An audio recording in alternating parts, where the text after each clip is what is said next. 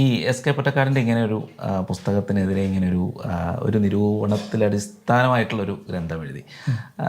അത് എത്രത്തോളം ചർച്ച ചെയ്യപ്പെട്ടു? ആരെങ്കിലും അതിനെപ്പറ്റി? ചർച്ച ചെയ്യപ്പെടില്ല. അത് വളരെ ഇതാണ്. നമുക്കിത് ഏറെക്കുറെ അറിയാമായിരുന്നു. കാരണം പൊറ്റക്കാട് ഒരു വലിയ വിഗ്രഹമാണ്. ആ വിഗ്രഹത്തെ മലയാളികൾ ചോദ്യം ചെയ്യില്ല. പിന്നെ പൊറ്റക്കാടിൻ്റെ ഒരു നെറേറ്റീവ് ഉണ്ടല്ലോ, the so called left narrative. ആ നെറേറ്റീവ് ഇപ്പോഴും ഉണ്ട് കേരളത്തിൽ. അതിനെ ചോദ്യം ചെയ്യാൻ നിരവധി പുസ്തകങ്ങൾ, നിരവധി എഴുത്തുകാർ വരണം. ഇപ്പോഴത്തെ സാഹചര്യത്തിൽ അത് ഉണ്ടാവാൻ സാധ്യത പൊതുവെ കുറവാണ്. പുസ്തകത്തിൽ പറയുന്നുണ്ട് പൊറ്റക്കാട് സ്ത്രീകളെക്കുറിച്ച്, ബാല്യയിലെ സ്ത്രീകളെക്കുറിച്ച് ശരിയായി മനസ്സിലാക്കാതെ പരാമർശം നടത്തി. അവിടുത്തെ കുഞ്ഞുങ്ങൾ ജനിക്കുമ്പോൾ തന്നെ അങ്ങനെ ഒരു ദേവതമാരായിട്ടാണ് അവർ കണക്കാക്കുന്നത്. അപ്പോൾ അതുമായിട്ട് ബന്ധപ്പെട്ടൊരു വിശ്വാസം സ്ത്രീകളിൽ അത്രയും ശക്തമാണ്. പക്ഷേ പൊറ്റക്കാട് അത് മനസ്സിലാക്കാതെയാണ് പല പരാമർശങ്ങളും നടത്തിയിട്ടുള്ളതെന്ന് അങ്ങ് പറഞ്ഞിട്ടുണ്ട്. അതൊന്ന് പറയാൻ. ഒന്ന്, നമ്മുടെ കേരളത്തിലുള്ളതിനേക്കാളും അവിടെ സ്ത്രീകൾക്കുള്ള ഒരു മുൻഗണന എന്ന് പറയുന്നത്, അവർ നിരന്തരം ജോലി എടുക്കുന്നവരാണ്. കുട്ടിക്കാലത്ത് ഒരു 6-7 വയസ്സുള്ള സമയത്ത് തന്നെ ബാല്യയിൽ ഒരു പെൺകുട്ടി വീട്ടിലെ ജോലി, പ്രത്യേകിച്ച് ചെറിയ കുട്ടികളെ നോക്കുക എന്നുള്ളത്. അങ്ങനെ ഒരു 8ാമത്തെ വയസ്സിൽ തന്നെ ഒരു ചെറിയ പെൺകുട്ടി 2-3 വയസ്സുള്ള ഒരു കുട്ടിയെ എടുത്ത് ഇങ്ങനെ നടക്കും. അത് കഴിഞ്ഞാൽ വിവാഹം കഴിച്ച് വേറൊരു വീട്ടിലേക്ക് പോകുന്നു. ആ വീട്ടിലത്തെ ജോലി മുഴുക്ക അവർ ചെയ്യുക, പകൽ ജോലിയാണ്. അത് കഴിഞ്ഞ് മധ്യവയസ്സായാൽ എന്ത് സംഭവിക്കുന്നു?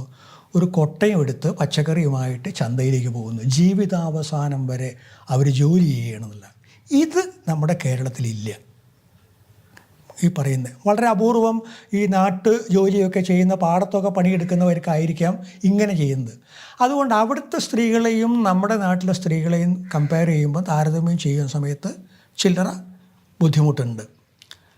2, ഈ മതപരമായ കാര്യങ്ങൾ മുഴുക്ക ചെയ്യുന്നത്, ഭൂരിപക്ഷം ജോലിയും ചെയ്യുന്നത് എന്താണ്? സ്ത്രീകളാണ്. ഒരു ദിവസം എത്ര മണിക്കൂറാണ് ഈ ക്ഷേത്രത്തിലെ കാര്യങ്ങൾക്ക് വേണ്ടി ഒരു സ്ത്രീ നീക്കി വയ്ക്കുന്നത് എന്ന് അറിഞ്ഞാൽ നമ്മൾ അത്ഭുതപ്പെട്ടു പോകും. രാത്രി കിടന്നുറങ്ങുന്നത് തന്നെ വളരെ എത്രയോ കഴിഞ്ഞിട്ടായിരിക്കും. അതുവരെ അടുത്ത ദിവസത്തേക്കുള്ള നറുക്കല മുഴുവൻ തയ്യാറാക്കി കൃത്യം അവർ അമ്പലത്തിലേക്ക് പോവുകയാണ്, യാത്ര പോവുകയാണ്. നമ്മൾ ബാലിയിൽ സഞ്ചരിക്കുമ്പോൾ ഈ ക്ഷേത്രത്തിലേക്ക് യാത്ര പോകുന്ന ആളുകളെ കാണാതെ ബാലി യാത്ര അവസാനിപ്പിക്കാൻ നമുക്ക് കഴിയില്ല. അപ്പോൾ ബാലിയുടെ സ്ത്രീകളാണ് മുമ്പിൽ ഇങ്ങനെ നടന്നു പോകുന്നത്. തലയിൽ ഈ പറയുന്ന ഈ പൂജാദ്രവ്യങ്ങൾ, കാരണം തലയിൽ വയ്ക്കുന്നത് ശിരസ്സാണ് ഏറ്റവും പ്രധാനപ്പെട്ട അവയവം അതിൻ്റെ.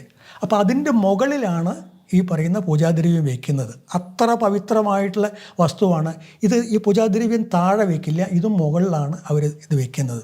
അപ്പോൾ സ്ത്രീകൾക്ക് പണ്ട് തൊട്ടേ സമൂഹത്തിൽ വലിയ സ്ഥാനമുണ്ട്. പക്ഷേ ഈ സ്ഥാനം സ്വത്തിൻ്റെ കാര്യത്തിലുണ്ട് എന്ന് നമുക്ക് പറയാൻ പറ്റില്ല. അവിടെ വരുമ്പം പുരുഷ മേധാവിത്വം ഉണ്ട്, തീർച്ചയായിട്ടും ഉണ്ട് എന്നുള്ളതാണ്.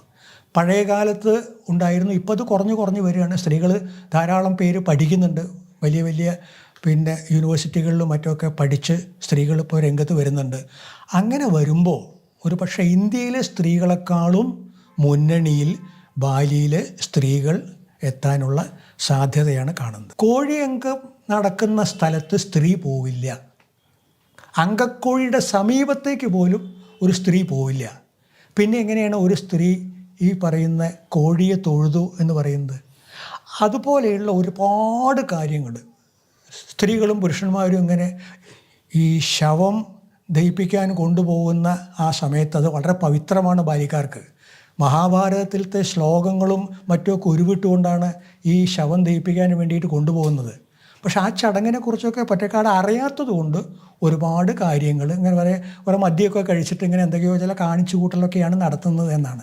സ്ത്രീകൾ നമ്മുടെ ഇന്ത്യയിലോ കേരളത്തിലോ ഉള്ള സ്ത്രീകളെക്കാളും വളരെ ശുദ്ധിയുള്ള സ്ത്രീകളാണ്. പുരുഷന്മാർ പോലും മദ്യപിച്ചിട്ട് റോട്ടിൽ കിടന്നുറങ്ങുന്ന ഒരൊറ്റ ആളെയും നിങ്ങൾക്ക് ബാലിയിൽ കാണാൻ പറ്റില്ല.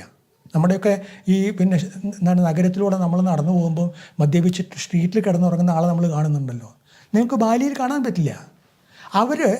അവരുടെ ഒരു ഡിസിപ്ലിൻ, ഒരു ദ്വീപിൻ്റെ ഒരു അച്ചടക്കം ഇപ്പോഴും നിലനിർത്തുന്നുണ്ട്. എല്ലാവരും ഒരു ചിരിയുണ്ട്. ചിരിക്കാത്ത ബാല്യക്കാരനെ നമുക്ക് കാണാൻ പ്രയാസമാണ്. ചിലർ പറയുന്നത് അത് പണ്ടുണ്ടായിരുന്നില്ല, ഈ അടുത്ത കാലത്ത് ഈ വിനോദസഞ്ചാരം വികസിച്ചതോടുകൂടി ചിരി എന്നുള്ളത് ഒരു നല്ല കച്ചവട തന്ത്രമാണ്. അതുമൂലം അവരിങ്ങനെ എന്ത് ചെയ്യുന്നു, ചിരിക്കുകയാണ് എന്നുള്ളത്. പക്ഷെ എന്തായാലും ആളുകൾ വളരെ നമ്മൾ വളരെ ആകർഷിക്കുന്ന തരത്തിലുള്ള ചിരി ബാല്യക്കാർ നമുക്ക് കാഴ്ചവെക്കുന്നുണ്ടെന്നുള്ളതാണ്.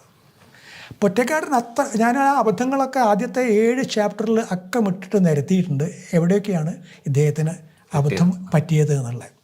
അത് വായിച്ച ശേഷം പിന്നീട് ബാലിയെക്കുറിച്ച് അന്വേഷിക്കുകയാണെങ്കിൽ പുസ്തകം അവസാന വാക്കല്ല. കാരണം ഞാൻ പുസ്തകം എഴുതി കഴിഞ്ഞാൽ അതോടുകൂടി എൻ്റെ ധർമ്മം പൂർത്തിയാവുന്നു. പിന്നെ വായനക്കാരൻ്റെ ധർമ്മമാണ്. ആ വായനക്കാരൻ്റെ ധർമ്മം പൂർത്തിയായോ എന്ന് എനിക്കറിയില്ല. അതവർ ചിന്തിച്ചിട്ട് അവർ ബാലിയിൽ ചെല്ലുമ്പോൾ അത് ഈ വസ്തുക്കൾ കണ്ടാൽ അവർ എൻ്റെ പുസ്തകവും പൊറ്റക്കാടിൻ്റെ പുസ്തകവും ഒക്കെ ചേർത്ത് അതിന് വിലയിരുത്തും. അതാണ് വേണ്ടത് എന്നുള്ളതാണ്.